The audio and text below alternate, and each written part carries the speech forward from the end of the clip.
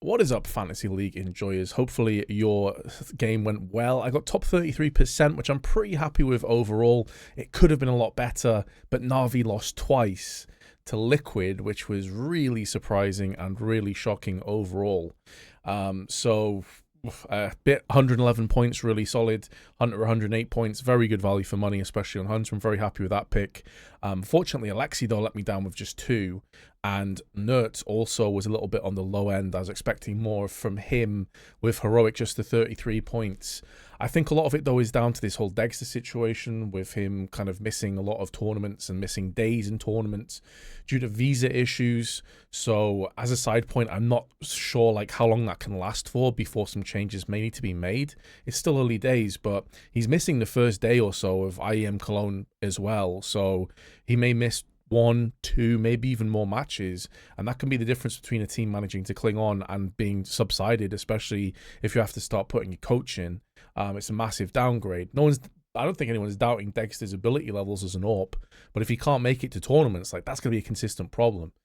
So I'm mentioning it at the start of this video because it is going to be relevant towards the end of it as well, obviously, because Heroic are playing in Cologne Play-ins. So that puts me in joint 6th position on 16 points with Nart and Steel, also with Dinko. The 4 of us are on the same points. Still super early days, obviously just 2 games played. And although there's a big sort of gap opening up at the top, that can quickly be shut down with so early on in the season. So I'm pretty happy with how we started. It's all about consistency, as I mentioned. If I can keep hitting 30%, 35%, then I will just gradually climb up the leaderboard. So let's have a look at these opening matchups, because it is going to be super important for us to figure out sort of which teams we want to be maybe going for. And then obviously we can also see the upper quarterfinals and the lower bracket as well, and where some of these teams can maybe kind of factor in and end up playing against each other. So Complexity against Alternate Attacks, Eternal Fire take on Falcons, Heroic against MIBR, BetBoom and 9Z go head to head. Furia versus Imperial, that's going to be a cracker of a game, all Brazilian affair. Of course, there's a lot of history between these players. A lot of them have played with each other in the past, so it's going to be really awesome. Pain and Liquid, FlyQuest and Big, and then the Mongols and Saw will also do battle. And so, obviously, we have to look about Heroic. Without Dexter, they could very well lose to MIBR, and then even if they beat them, BetBoom and 9Z, neither of those are easy teams. I think some people are going to forget that BetBoom actually finished very strong towards the end of the last season. 9Z have been up there for a while, doing good work. So for me, it's going to be a little bit kind of scary.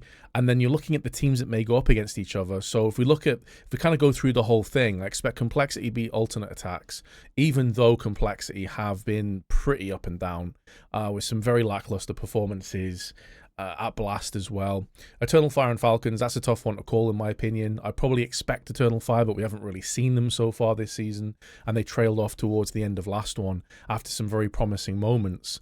So Falcons could get the upper hand. So it could be, I'll probably just slightly edge with Eternal Fire. I'd say it's like 55-45 in my mind for Eternal Fire to win that game, but it's very close. So you're looking at maybe Complexity versus Eternal Fire. Then you have Heroic and MIBR. I think if Heroic don't have Dexter, that is a coin flip as well. With Dexter, I expect them to beat MIBR fairly comprehensively. Without him, they're going to be struggling. BetBoom and 9Z, I actually would expect BetBoom to win this game. I think some people are going to be sleeping on them. And I was also looking at some of their prices as well, by the way. I think Chiron is 190k. That is very cheap for a pretty solid player. So watch this space. I think Furia will beat Imperial and Liquid will beat Pain.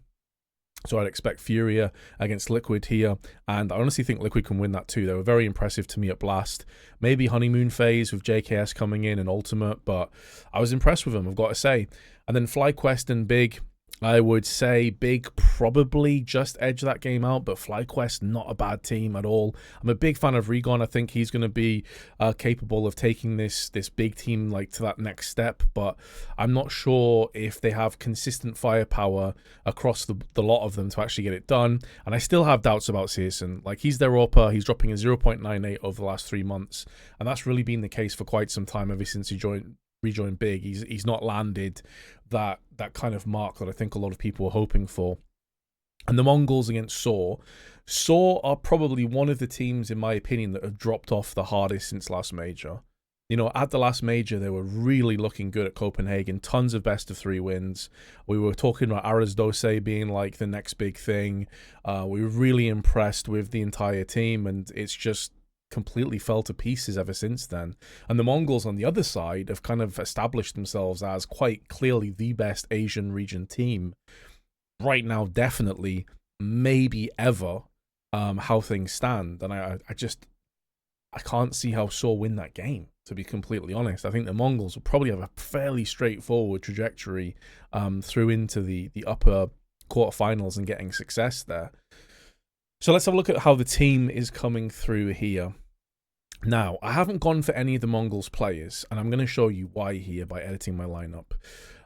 My concern with the Mongols is I think they're a very good team, and I think they're more than capable of winning both of their opening games without losing, maybe even dropping a map. That's how confident I am in these guys.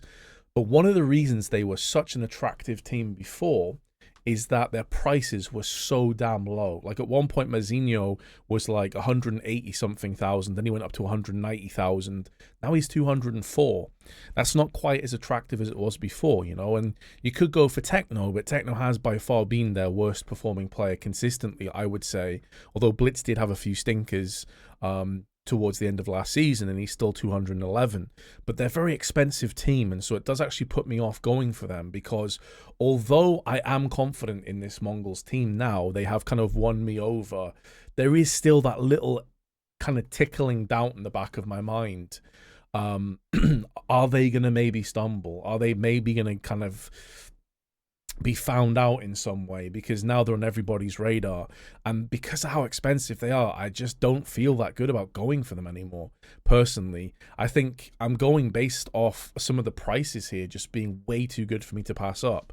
So I was back and forth on whether I wanted to go for Wakardi on 205 or Mazzino on 204. I went back and forth, back and forth, back and forth. I'm gonna go with Wakardia because I feel he has a much higher skill ceiling than Mazzino has, and if Eternal Fire have taken this time and like to recuperate, I think that honestly they maybe have a higher ceiling than the Mongols do. That's maybe a bit of a hot take, but that's my gut feeling. I can't ignore how good Liquid were though at Blast. I can't ignore it. JKS for 196 is an absolute steal. I think that's a bargain, one hell of a bargain. Twist was phenomenal. He's leading it, he's calling it, he's clutching, he's landing massive amounts of frags, he's having tons of impact. I can't overlook him. Ultimate seems to have fit into this team so well. The Polish sniper, he's fitting so very well with this roster, and I've been very impressed. And I think you're starting to see that Yakindar is performing better as well. So this Liquid team, to me, this is like their time to shine. Like, this is their moment as far as I'm concerned. I think they should be making it through to the playoffs of Cologne, and I think it should be pretty straightforward. Their first game against Pain, it's not necessarily a layup game because Pain have been pretty solid. Obviously, you're looking out for players like Big Azera on their roster. What's their prices like? I did check these out, but like just double checking. So you got Big Azera, NQZ. Yeah, so I mean, you're looking at sort of mid 200,000s to 209k. Snow 184, Koaz 194. It's not bad price really for him if you want to take a punt, a bit of a gamble. But I personally think Liquid are going to do this, and then I can see them beating Furia or Imperial as well. I think that they're going to have a fairly straightforward trajectory here, based off what I saw before, and because the prices are so low. So you can see I've actually got like a lot of pretty good players here, with the exception of Kixan, who's obviously going to be more on the bottom end of the scoreboard. I've gone for Heroic though, because assuming that Dexter only misses the first game and then comes back, I think 184 for Kixan actually is really good value for money, and he is also capable of fragging pretty decently, but it also lets me have the spine of the team with Twists as like my heavy hitter, and you got JKS, Magix, and Wicardia. I think these are three good players, three solid players in teams that I expect to get wins. Now, Falcons against Eternal Fire obviously puts me in a bit of an awkward spot for the first game, but this does have a lower bracket system, so obviously whoever loses this, I'm hoping the other player on the opposite team at least gets a somewhat decent performance and then starts to like roll through the lower brackets, and it's not really an issue so much. But I'm really banking a lot on this being sort of like Liquid just running through this tournament, getting tons of success. Not sure to put on JKS. I mean, I've watched him play a lot, obviously. I know what the guy brings to the table. But I think because Liquid are going to get a lot of wins, I was happy just slapping a leader on him, to be honest with you. I expect them to get Ws. And then Twist headshot ratio is 61.1, which is really good. I was also thinking of going for the CT rating as well. Maybe just for like a little bit more stability, but I'm pretty happy with going for the headshot rating on him, because no one else is really like going to be taking that role from Twists. Magic's on eco-friendly. I could have gone for support on him as well, but I wanted to go for support on Kixan. I wasn't comfortable going leader on Kixan again because of the whole Dexter situation. And then Wakadia for multi-fragger. You can slap a multi-fragger on eco-friendly on him, and he's going to be doing work on either of them, I think. Like, he gets a lot of sort of SMG kills, like Mac 10s. He's very much a Mac 10 player on the T side, or MP9 on the CT side. And I'm pretty happy with this team, guys. I think, honestly, looking at it, it is a bit more of a gamble, but I think this tournament is so weird and wacky with how many teams are out here, and there's a lot of sort of unknown variables with how some of these teams are going to be coming through and how they're going to look like. Like, we haven't really seen Saw, for example, or the Mongols, or you know, we've not really seen a lot of these Brazilian teams like Imperial and Furia and Pain and 9Z and IBR. Like, we haven't seen a lot of these teams play yet, so it's kind of hard for me to gauge what I'm expecting coming into this tournament. And so I've gone for what I've just seen out of Blast, and that's why I'm kind of stacking in with Liquid and hoping that Liquid just run the gauntlet and they get it done, and I get a bunch of points off them. Anyway, comment below, let me know what you think. How did you do in the last game compared to me? Did you perform better? Did you perform worse? Let me know. And I'll see you in the next video, guys. Peace.